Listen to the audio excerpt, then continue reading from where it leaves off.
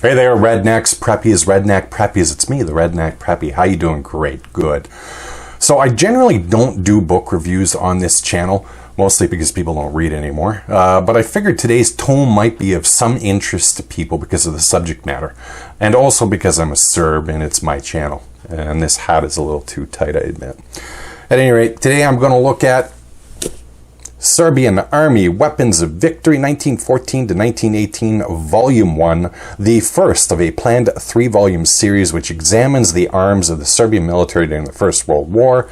The first book, obviously this one, takes a look at the exhaustive topic of small arms. So why this book?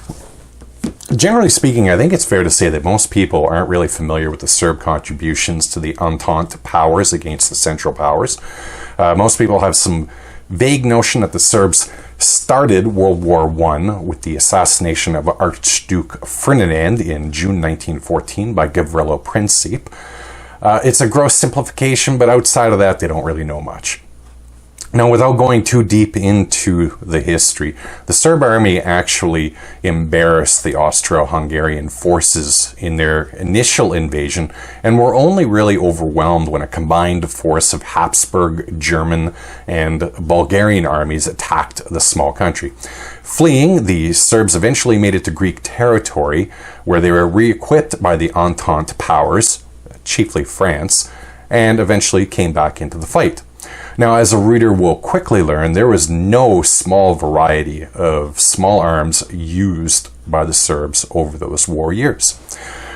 Those small arms are the focus of this book written by Branislav Stankovic, a Serbian photographer and World War I enthusiast, and American John Sheehan, who is a longtime field editor at Guns magazine, and a possessor of what may be the best collection of Serbian militaria outside of that country. You will very quickly learn from this book that the Serbs used a staggering variety of small arms during the war, seemingly everything from single-shot rifles bought in the 1870s, rifles with tubular magazines a decade later, those with magazines and/or en-bloc clips yet a decade after that, black powder to smokeless, obscure cartridges designed by the Serbs to the well-known 7mm Mauser. If it was used somewhere in Europe, it was seemingly used in Serbia as well. Now, prior to the First World War, Serbia was a small kingdom, and like many of its kind, it struggled to arm itself, particularly with the latest rifle technology, and that often led to piecemeal adoption of rifles. That said, as the authors show, the Serbs were keen on keeping up and did as well as a small power could do, often with the help of countries like Russia and France. They had a fairly close relationship with Austro-Hungarian and German arms manufacturers before the war, and armed the kingdom with Mausers and Mannlicher rifles. Adding to those, anything that was captured during conflict, such as the two Balkan Wars before the First World War, were also pressed into service. And additionally, Serbia's traditional ally, Russia, kicked in arms when necessary, or it was able to.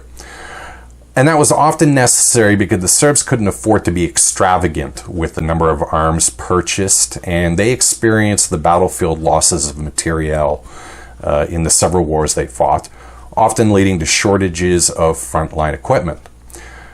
By the time the Serbs made it to Corfu after the invasion of Serbia, much of their military equipment was either worn out, damaged, or simply lost in the nightmare wintertime passage through the mountains of Serbia and Albania through to Greece. Now, this is obviously a well-researched book, and Stankovic and Sheehan clearly put an enormous amount of effort consulting as many primary sources as could be found.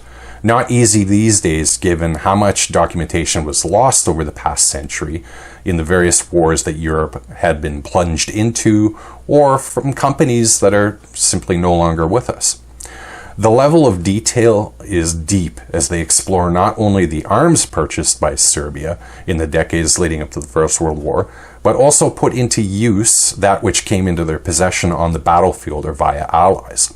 You'll not only learn about those Mausers and Mannlichers I mentioned earlier, but you'll get the Serb experience with the Mosin Nagant M91, French Chassepôts and Labelles, Turkish Peabody Martinis, among many others. You'll also get more than you could have expected on the topic of ammunition. Who made it? Where did it come from? How did it perform? And if that's not enough, Stankovic and Sheehan even touch upon the uniforms and kit that the Serb used during the war years. And all of that is beautifully spotlighted by the original color photography that the authors contributed.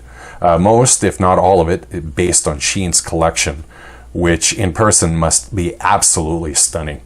That collection is even more impressive when you stop to consider how few Serbian small arms from that period actually managed to survive to today. Now, when I said earlier that this book is deeply detailed, I hope you realize I'm not exaggerating.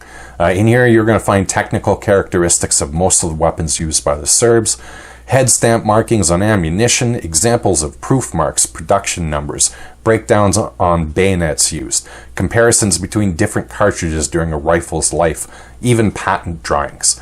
If Stankovic and Sheehan missed anything of note, I would be hard-pressed to name it. All of that is wrapped up by the story of the Serb efforts on behalf of the Entente. The authors don't emphasize that history too much. It is a book about arms primarily, but the reader will walk away knowing far more about the tiny kingdom's contributions. There are a few potential issues with this book. I think the first one, I think many would look at as, possibly nitpicking, but there are a fairly large number of obvious grammatical and syntactical errors that an editor immediately would have corrected. Understandable, perhaps, given this is essentially a self-published effort, a gorgeous effort, but self-published nonetheless. For someone like me, coming across these issues can take me out of a story. That might not bother you, though. It's nowhere near a fatal flaw of the book, but it is a flaw. I also thought it odd that a book on small arms completely ignored the topic of handguns. Given how exhaustive the authors were on rifles, bayonets, ammunition, I was surprised that they didn't at least briefly touch upon handguns. Perhaps that'll be in a later volume. This is also a pricey book at $110 US or 80 euros, though there are a limited number of copies available for cheaper at the moment. You have to be interested in the subject matter. In the book's defense, this is a quality presentation with an enormous amount of research, which to me justifies that price. You might find the book too niche at that price point, but it comes with the territory with these kinds of efforts. Now, if the subject matter does interest you, don't let these criticisms be a factor in deciding whether to pick this book up. Serbian Army, Weapons of Victory, 1914 to 1918, Volume 1, is a fantastic and well-organized look at the small arms used by the Serbs during the First World War, and I enjoyed reading it very much. It does shed light on a topic that really hasn't been explored before, at least in the English language, so I think it serves as an important record. If you're interested in obtaining a copy for yourself, I've left info on how to do so in the description below.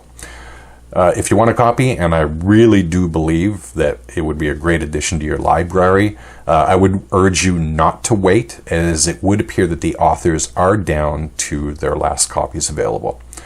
As always, I hope you enjoyed the video. Živio!